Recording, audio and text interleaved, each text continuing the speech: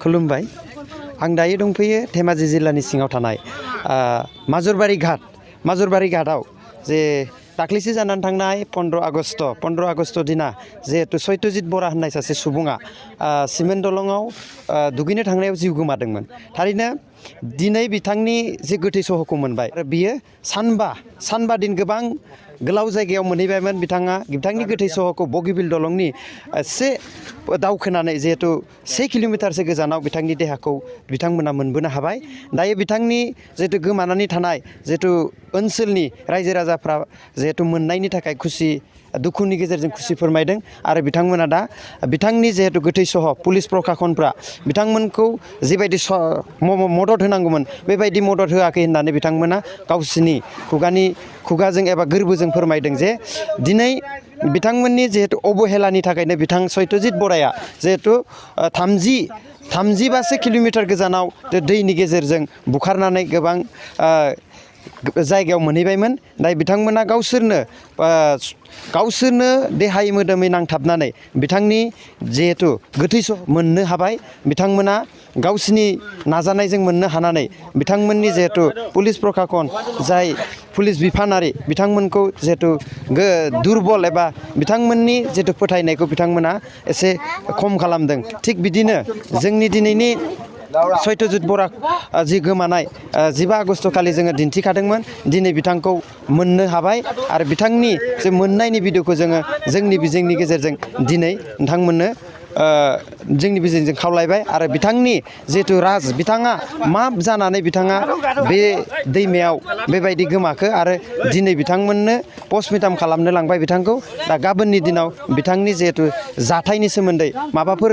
सिङाव दंखुमायो नामा बिनि सोमोन्दै गाबोन बिनि रिजाल्टखौ जोङो मोनथिनो मोनगोन आरो जोंनि रादाबनि गेजेरजों जोङो फोरमायथिगोन जुवा 15 तारिখে আগষ্ট 15 তাৰিখে এজন আমাৰ চিমেণ্ট নদীতে এজন যুৱক হেৰাই থাকিলে আজিলৈ 5 দিন ধৰি যে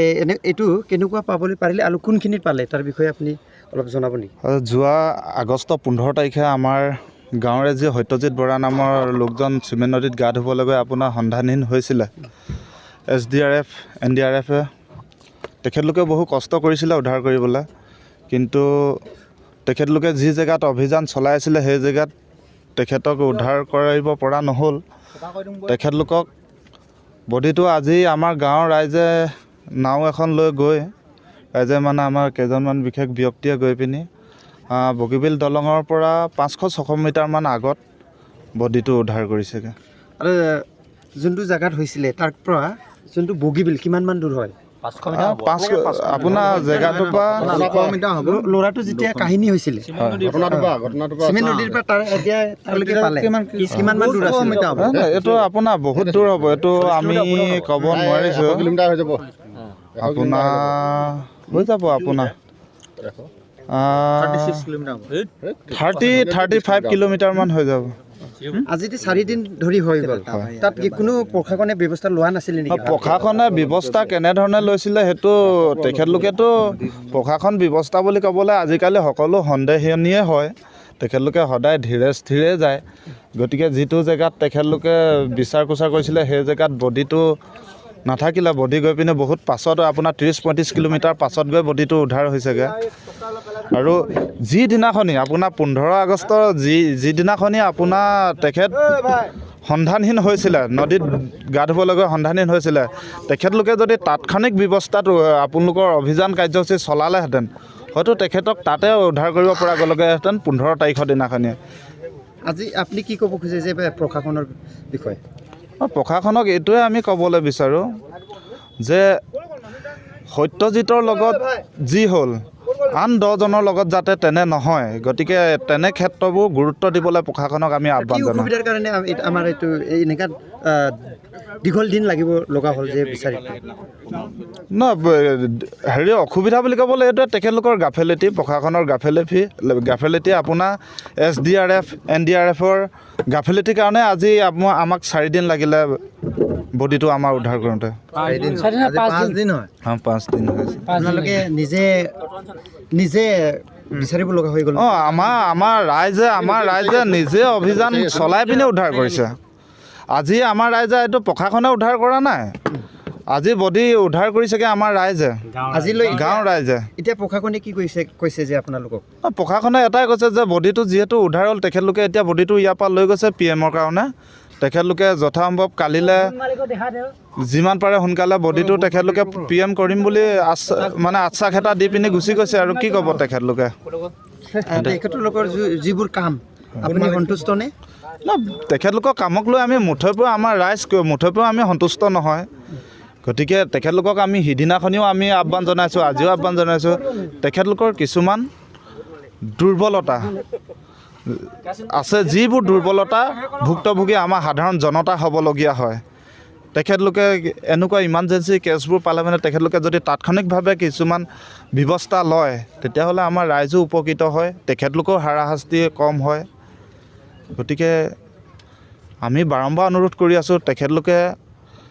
এনেধৰণৰ কেছবোৰৰ ক্ষেত্ৰত, যিকোনো কেছৰ ক্ষেত্ৰতে প্ৰশাসনে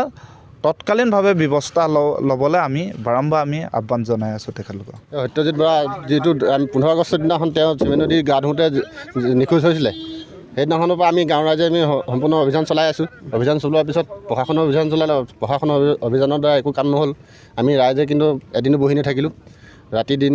সদায় নদীত চান মাৰি আছোঁ আমি। আজি সিদ্ধান্ত কৰি এখন ফাইটাৰ বুট লৈ ব্ৰহ্মপুত্ৰৰ কিনাৰে কিনাৰে বগীবিল দলঙলৈকে আমি যাম বুলি সিদ্ধান্ত কৰি পিনে ওলাই গ'লোঁ। ওলাই গৈ বগীবিল দলঙৰ পৰা 1 কিলোমিটাৰমান দূৰত আমি নাওটো ৰখাই কিনে তাত এটা খুঁটি আছিলে, মৌ খুঁটি আছিলে। তাত এজন বিহাৰী বুঢ়া মানুহে ক'লে, কালি ইমান টাইমতে এটা ডেড বডি আহি আছিলে, আমি দেখা নাছিলোঁ, কিন্তু মানুহে কৈছিলে অলপ মাজলৈ ঠেলি দিয়ে, তহঁতৰ অলপ অসুবিধা হ'ব পাৰে বুলি। কিন্তু তেওঁলোকে ঠেলি দিয়া নাছিলে। এতিয়া আমাক যেতিয়া ক'লে অলপ আশে পাশে আপোনালোকে অলপ ঘূৰক, পাই যাব বুলি ক'লে। তাৰপিছত নাও তাতে ৰাখি পিনে আমি এবুকু এডিঙি পানীত এটা খুঁটি পাৰ হৈ পিনে গ'লোঁ। পাৰ হৈ গৈ গোটেইটো ঘূৰি সিফালৰ পৰা ঘূৰিলোঁ, এইফালৰ পৰা ঘূৰিলোঁ, গৈ পিনে দুইটা খুঁটিৰ পৰা মাজত যিটো পানী আছিলে, দুইটা খুঁটিত কালি অলপ পানী বাঢ়িছিলে বোলে, অলপ ওপৰত ঠেলি দিলে। এইটো আপোনালোকে এতিয়া উদ্ধাৰ কৰিব পায়, আপোনালোকৰ মনত কি আমি সুখী হৈছোঁ, আমি আজি বহুত শান্তি পাইছোঁ। তাৰমানে আমি যেনেকুৱাকৈ আমি কষ্ট কৰিছিলোঁ, আমি আমাৰ সফলৰ আনন্দটো আমি ভোগ কৰিছোঁ। এই সত্যজিৎ বৰাই বুলি চিনি পাইছেনে আপুনি? হয়, চিনি পাইছোঁ। তেওঁ কিছুমান শৰীৰত কিছুমান আছিলে, দাগি আছে, এইবোৰ আমি লগে লগে ঘৰলৈ ফোন কৰি পিনে সুধিছোঁ, কথা বতৰা সুধিছোঁ, চব ক্লিয়াৰ আছে। কিন্তু মুখমণ্ডলটো অলপ বেছিকৈ ফুলিছে। বেছিকৈ ফুলাৰ কাৰণে আমাৰ সন্দেহ হৈছিলে। সন্দেহ হোৱাৰ পিছত যেতিয়া দাগীবিলাকৰ কথা আমি সম্পূৰ্ণ গম পাই গ'লোঁ, তাৰপৰা লগৰ সমনীয়াবিলাকৰ সিহঁতি ফটোটো চাইছে, বস্তুবিলাক ঠিকেই আছে, তেতিয়া আমি ফাইনেল কৰি ল'লোঁ।